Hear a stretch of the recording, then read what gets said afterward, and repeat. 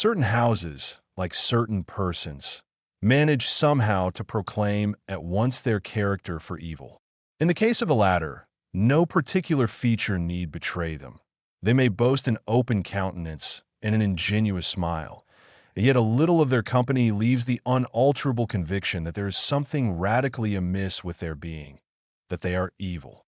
Willy-nilly, they seem to communicate an atmosphere of secret and wicked thoughts which makes those in their immediate neighborhood shrink from them as from a thing diseased.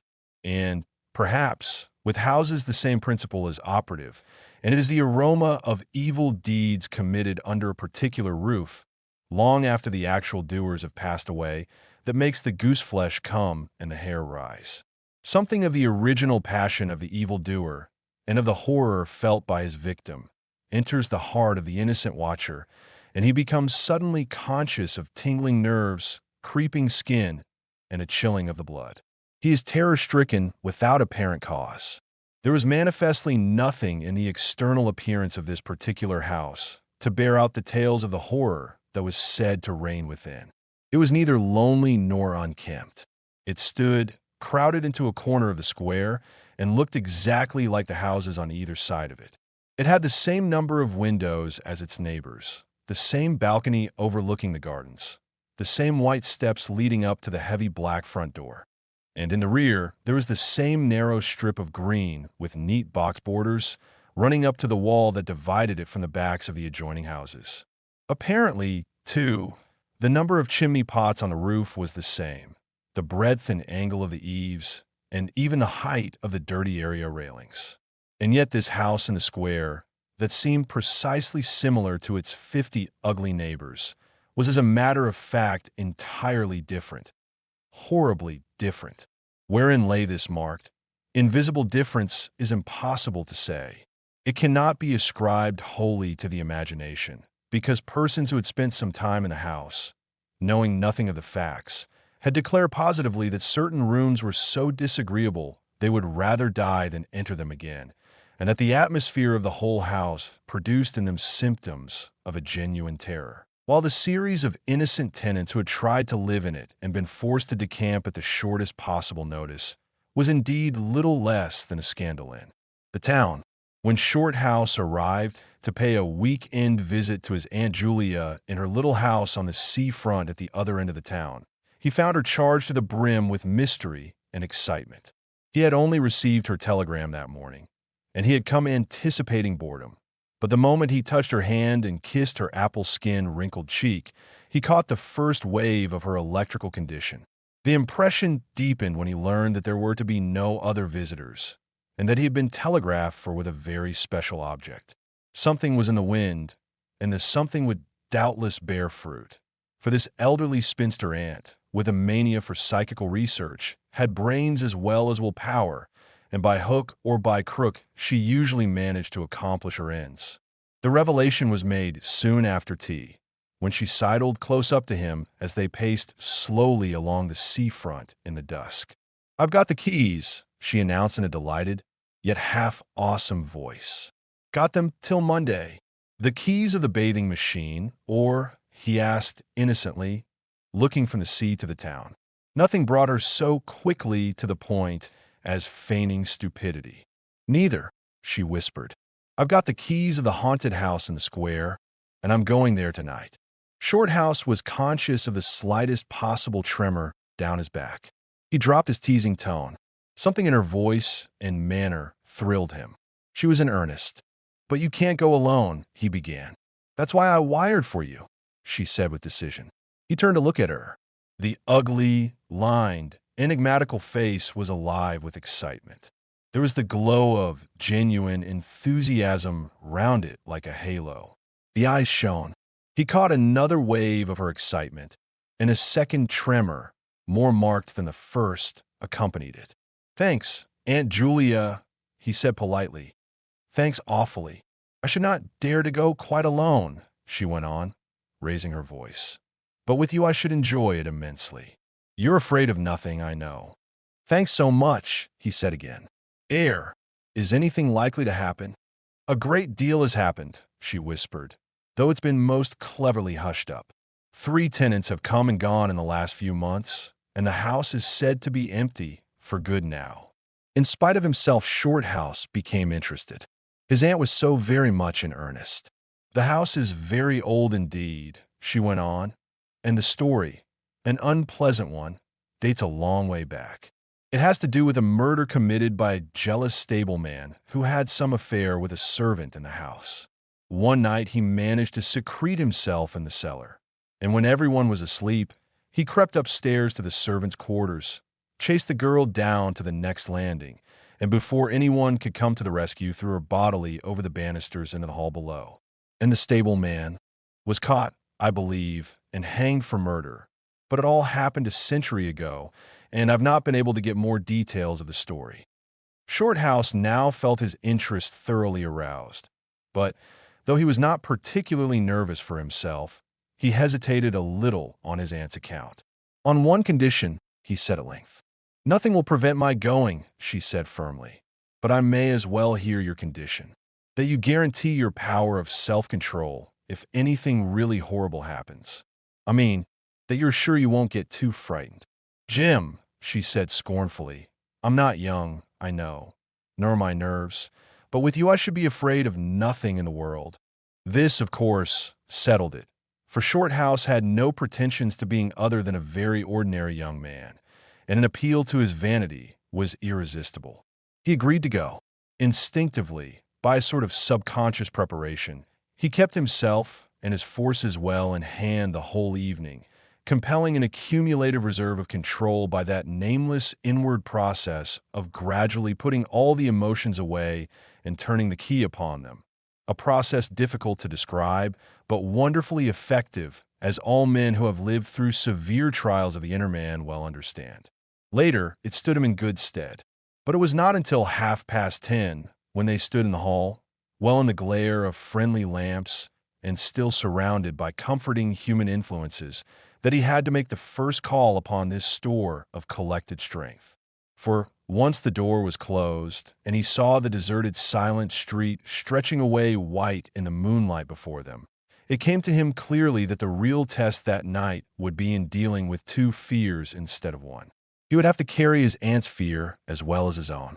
And as he glanced down at her sphinx-like countenance and realized that it might assume no pleasant aspect in a rush of real terror, he felt satisfied with only one thing in the whole adventure, that he had confidence in his own will and power to stand against any shock that might come. Slowly they walked along the empty streets of the town. A bright autumn moon silvered the roofs, casting deep shadows.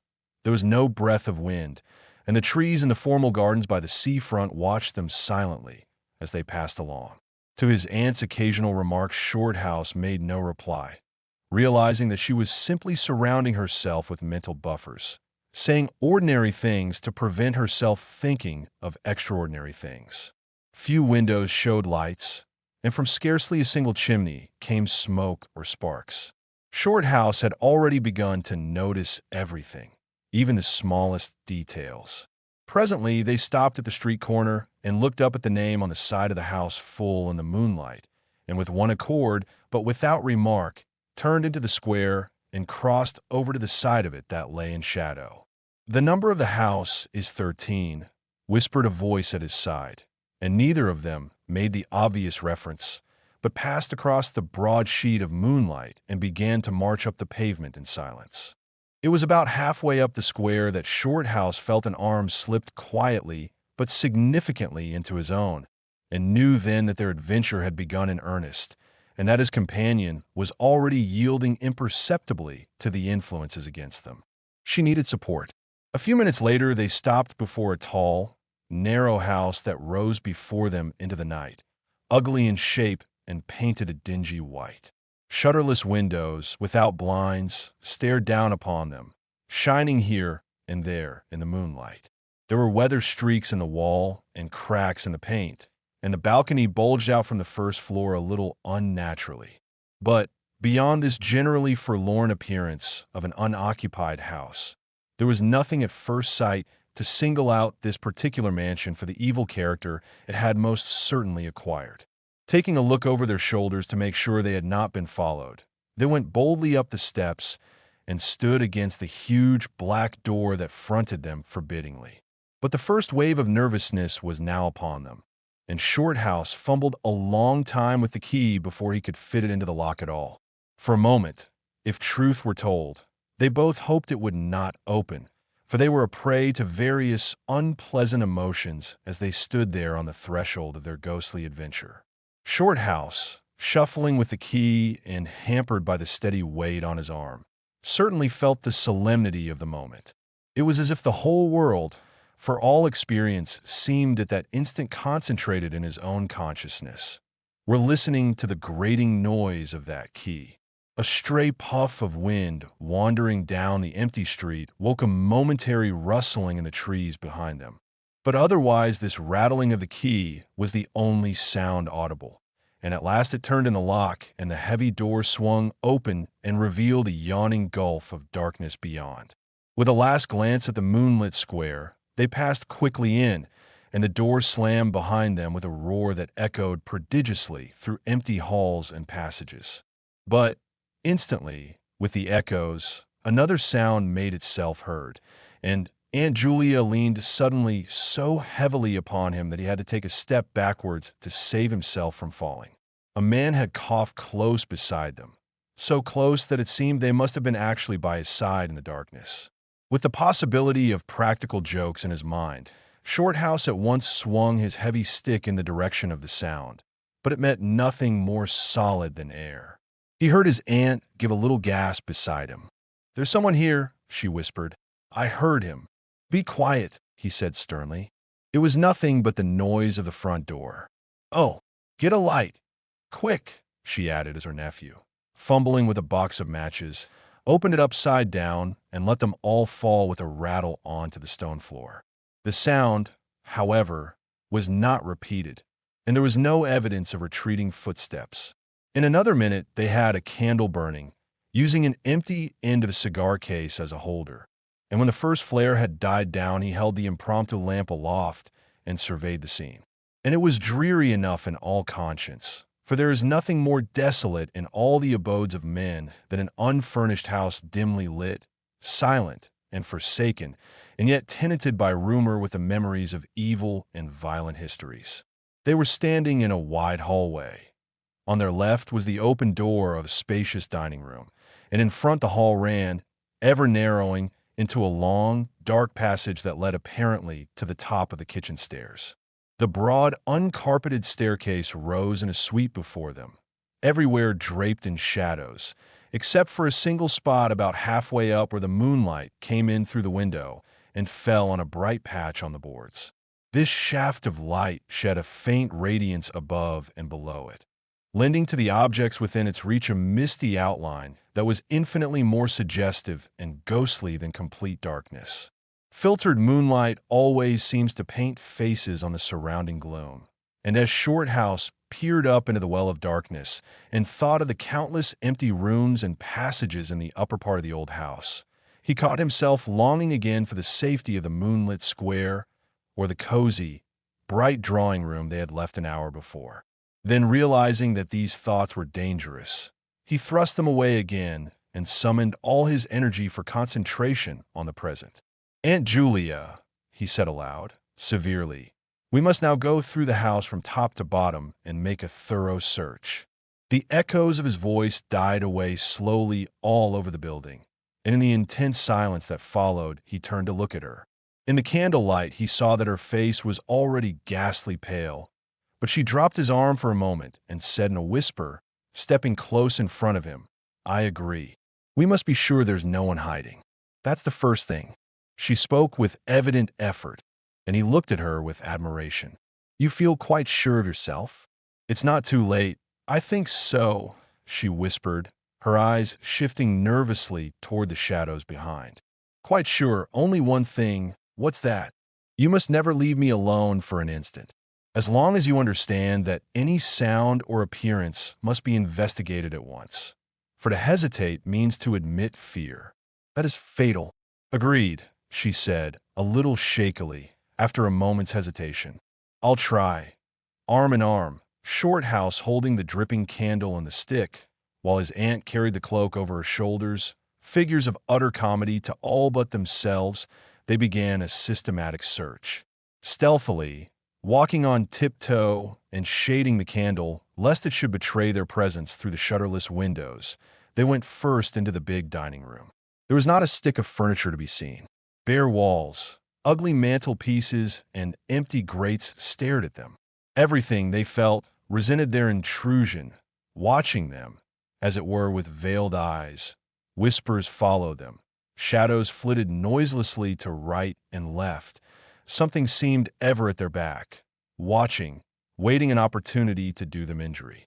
There was the inevitable sense that operations which went on when the room was empty had been temporarily suspended till they were well out of the way again.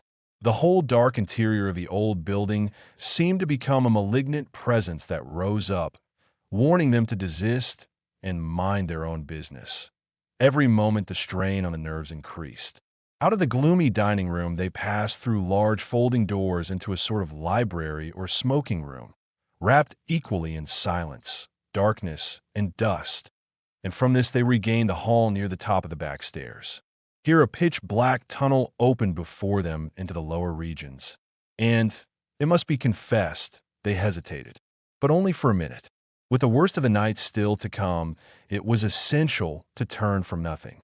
Aunt Julia stumbled at the top step of the dark descent, ill-lit by the flickering candle, and even Shorthouse felt at least half the decision go out of his legs. "Come on," he said peremptorily, and his voice ran on and lost itself in the dark, empty spaces below. "I'm coming," she faltered, catching his arm with unnecessary violence.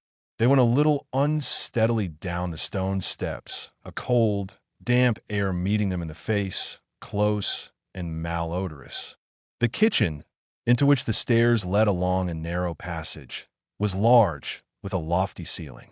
Several doors opened out of it, some into cupboards with empty jars still standing on the shelves, and others into horrible little ghostly back offices, each colder and less inviting than the last. Black beetles scurried over the floor, and once, when they knocked against a deal table standing in a corner, something about the size of a cat jumped down with a rush and fled, scampering across the stone floor into the darkness. Everywhere there was a sense of recent occupation, an impression of sadness and gloom. Leaving the main kitchen, they next went towards the scullery.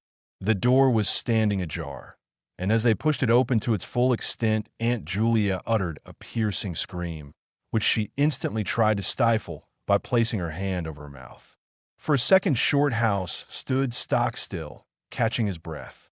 He felt as if his spine had suddenly become hollow, and someone had filled it with particles of ice. Facing them, directly in their way between the doorposts, stood the figure of a woman. She had disheveled hair and wildly staring eyes, and her face was terrified and white as death.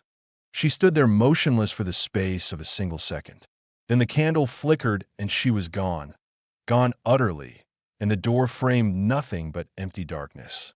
"Only the beastly, jumping candlelight," he said quickly, in a voice that sounded like someone else's and was only half under control. "Come on, Aunt. There's nothing there." He dragged her forward. With a clattering of feet and a great appearance of boldness, they went on. But over his body the skin moved as if crawling ants covered it, and he knew by the weight on his arm that he was supplying the force of locomotion for two. The scullery was cold, bare, and empty, more like a large prison cell than anything else. They went round it, tried the door into the yard and the windows, but found them all fastened securely. His aunt moved beside him like a person in a dream. Her eyes were tightly shut, and she seemed merely to follow the pressure of his arm. Her courage filled him with amazement. At the same time, he noticed that a certain odd change had come over her face, a change which somehow evaded his power of analysis. "There's nothing here, Auntie," he repeated aloud quickly. "Let's go upstairs and see the rest of the house. Then we'll choose a room to wait up in." She followed him obediently, keeping close to his side, and they locked the kitchen door behind them. It was a relief to get up again. In the hall there was more light than before, for the moon had traveled a little further down the stairs. Cautiously, they began to go up into the dark vault of the upper house, the boards creaking under their weight. On the first floor, they found the large double drawing rooms, a search of which revealed nothing. Here also was no sign of furniture or recent occupancy, nothing but dust and neglect and shadows. They opened the big folding doors between front and back drawing rooms and then came out again to the landing and went on upstairs. They had not gone up more than a dozen steps when they both simultaneously stopped to listen, looking into each other's eyes with a new apprehension across the flickering candle flame. From a room they had left hardly 10 seconds before came the sound of doors quietly closing. It was beyond all question. They heard the booming noise that accompanies the shutting of heavy doors, followed by the sharp catching of the latch. "We must go back and see," said Shorthouse briefly, in a low tone, and turning to go downstairs again. Somehow she managed to drag after him, her feet catching in her dress, her face livid. When they entered the front drawing room, it was plain that the folding doors had been closed half a minute before. Without hesitation, Shorthouse opened them. He almost expected to see someone facing him in the back room, but only darkness and cold air met him. They went through both rooms, finding nothing unusual. They tried in every way to make the doors close of themselves, but there was not wind enough even to set the candle flame flickering. The doors would not move without strong pressure. All was silent as the grave. Undeniably, the rooms were utterly empty, and the house utterly still. "It's beginning," whispered a voice at his elbow which he hardly recognized as his aunt's.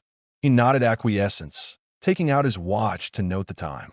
It was 15 minutes before midnight.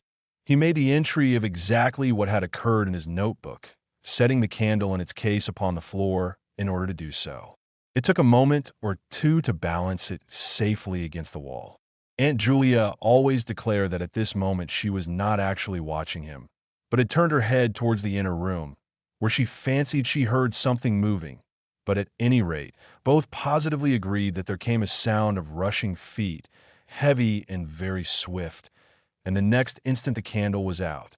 But to Shorthouse himself had come more than this, and he has always thanked his fortunate stars that it came to him alone and not to his aunt too. For, as he rose from the stooping position of balancing the candle, and before it was actually extinguished, a face thrust itself forward so close to his own that he could almost have touched it with his lips. It was a face working with passion, a man's face, dark, with thick features and angry, savage eyes. It belonged to a common man, and it was evil in its ordinary normal expression, no doubt, but as he saw it, alive with intense, aggressive emotion, it was a malignant and terrible human countenance. There was no movement of the air, nothing but the sound of rushing feet, stockinged or muffled feet, the apparition of the face, and the almost simultaneous extinguishing of the candle. In spite of himself, Shorthouse uttered a little cry, nearly losing his balance as his aunt clung to him with her whole weight in one moment of real, uncontrollable terror. She made no sound, but simply seized him bodily. Fortunately, however, she had seen nothing, but had only heard the rushing feet, for her control returned almost at once, and he was able to disentangle himself and strike a match. The shadows ran away on all sides before the glare, and his aunt stooped down and groped for the cigar case with the precious candle. Then they discovered that the candle had not been blown out at all. It had been crushed out. The wick was pressed down into the wax, which was flattened as if by some smooth, heavy instrument. How his companions so quickly overcame her terror, Shorthouse never properly understood, but his admiration for her self-control increased tenfold, and at the same time served to feed his own dying flame, for which he was undeniably grateful. Equally inexplicable to him was the evidence of physical force they had just witnessed. He at once suppressed the memory of stories he had heard of physical mediums and their dangerous phenomena, for if these were true, and either his aunt or himself was unwittingly a physical medium, it meant that they were simply aiding to focus the forces of a haunted house already charged to the brim. It was like walking with unprotected lamps among uncovered stores of gunpowder. So, with as little reflection as possible, he simply relit the candle and went up to the next floor. The arm in his trembled, it is true, and his own tread was often uncertain, but they went on with thoroughness, and after a search revealing nothing, they climbed the last flight of stairs to the top floor of all. Here they found a perfect nest of small servants' rooms, with broken pieces of furniture, dirty cane-bottomed chairs, chests of drawers, cracked mirrors, and decrepit bedsteads. The rooms had low sloping ceilings already hung here and there with cobwebs, small windows, and badly plastered walls, a depressing and dismal region which they were glad to leave behind.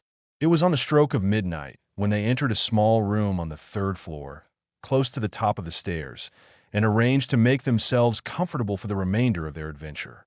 It was absolutely bare and was said to be the room, then used as a clothes closet, into which the infuriated groom had chased his victim and finally caught her. Outside, across the narrow landing, began the stairs leading up to the floor above and the servants' quarters where they had just searched. In spite of the chilliness of the night, there was something in the air of this room that cried for an open window. But there was more than this. Shorthouse could only describe it by saying that he felt less master of himself here than in any other part of the house. There was something that acted directly on the nerves, tiring the resolution, enfeebling the will. He was conscious of this result before he had been in the room 5 minutes.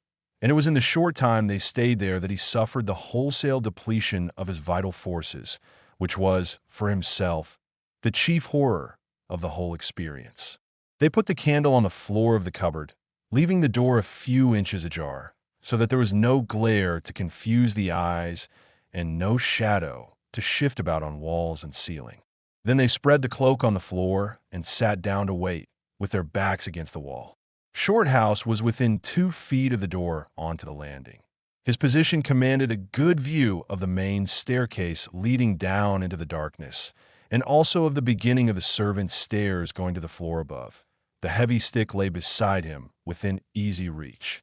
The moon was now high above the house. Through the open window, they could see the comforting stars like friendly eyes watching in the sky. One by one, the clocks of the town struck midnight, and when the sounds died away, the deep silence of a windless night fell again over everything. Only the boom of the sea, far away and lugubrious, filled the air with hollow murmurs. Inside the house, the silence became awful. Awful, he thought, because any minute now it might be broken by sounds portending terror.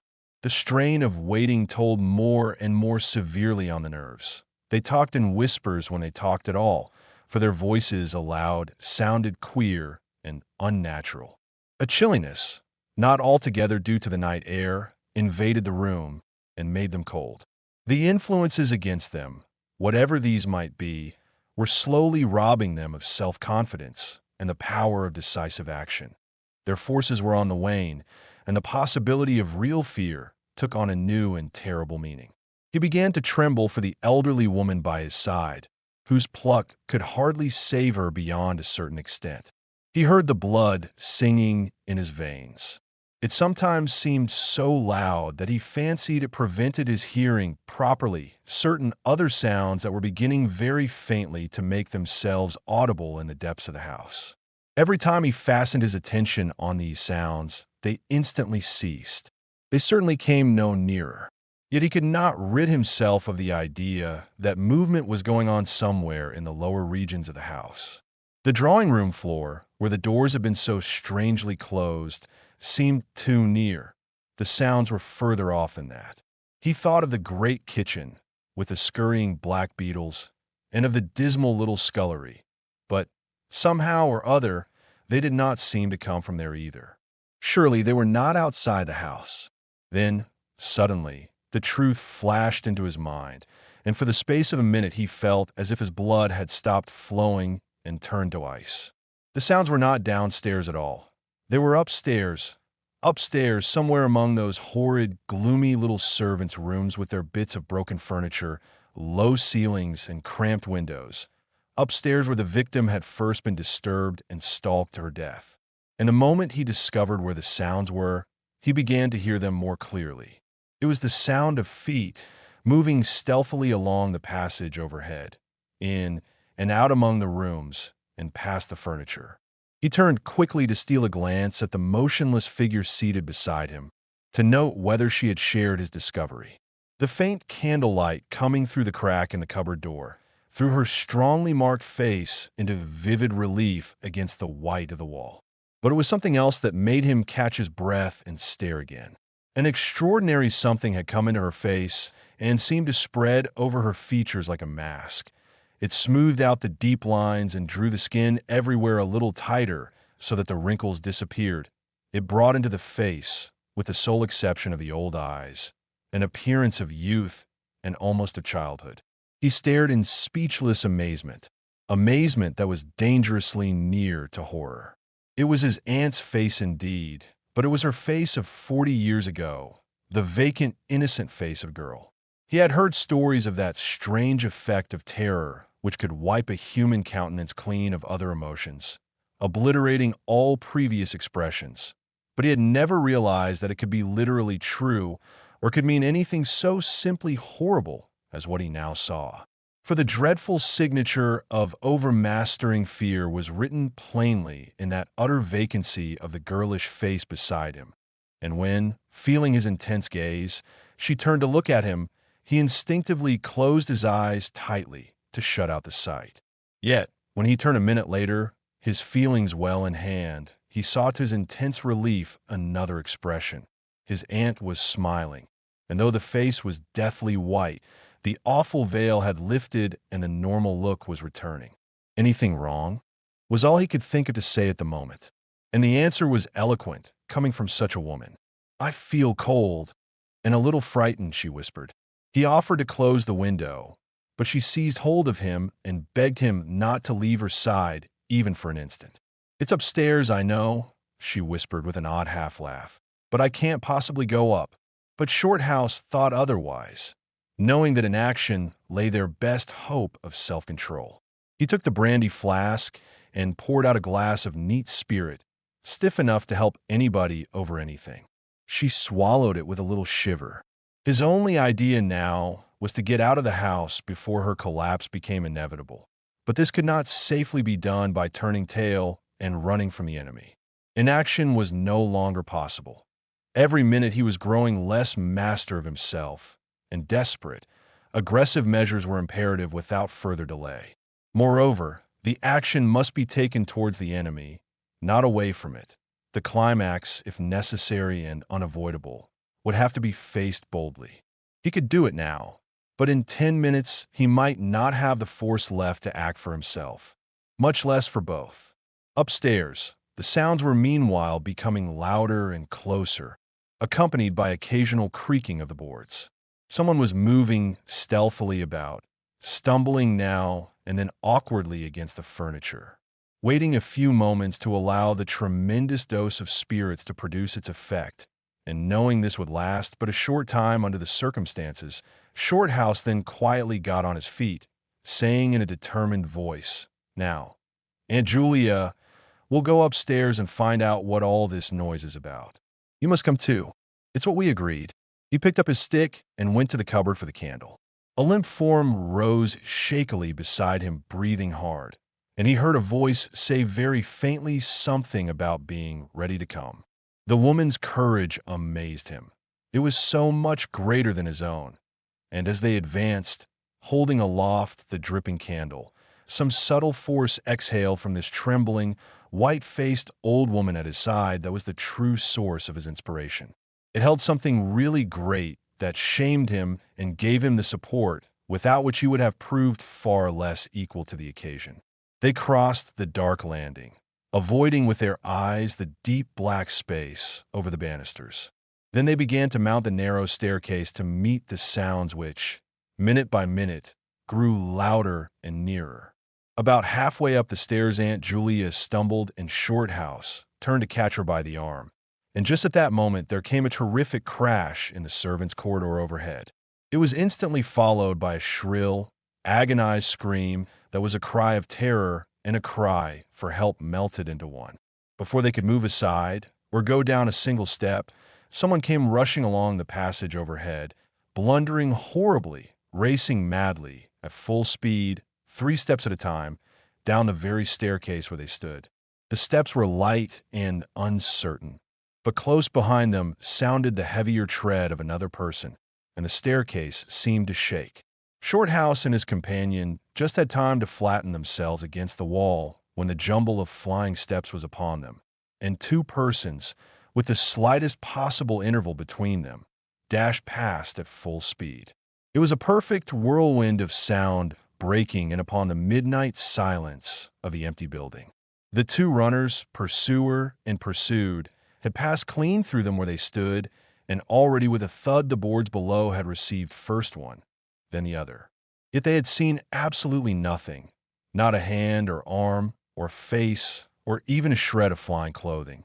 There came a second's pause. Then the first one, the lighter of the 2, obviously the pursued one, ran with uncertain footsteps into the little room which Shorthouse and his aunt had just left. The heavier one followed. There was a sound of scuffling, gasping, and smothered screaming, and then out onto the landing came the step of a single person treading weightily. A dead silence followed for the space of half a minute, and then was heard a rushing sound through the air. It was followed by a dull, crashing thud in the depths of the house below, on the stone floor of the hall. Utter silence reigned after. Nothing moved. The flame of the candle was steady. It had been steady the whole time, and the air had been undisturbed by any movement whatsoever.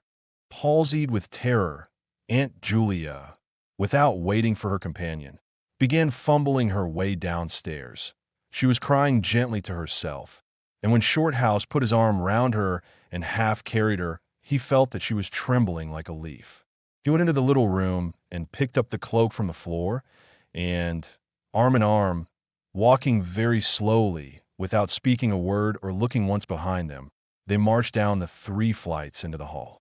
In the hall they saw nothing, but the whole way down the stairs they were conscious that someone followed them, step by step. When they went faster, IT was left behind, and when they went more slowly, IT caught them up. But never once did they look behind to see, and at each turning of the staircase they lowered their eyes for fear of the following horror they might see upon the stairs above. With trembling hands, Shorthouse opened the front door, and they walked out into the moonlight and drew a deep breath of the cool night air blowing in from the sea.